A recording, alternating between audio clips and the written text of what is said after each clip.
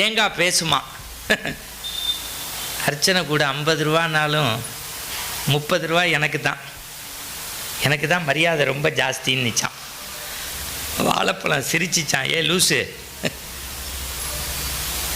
நான் இல்லைன்னா உன்னை உள்ளேயே கூப்பிட மாட்டாங்க, நான் தான் 10 ரூபா, எனக்கு தான் மரியாதை ஜாஸ்தின்னு நிச்சான்.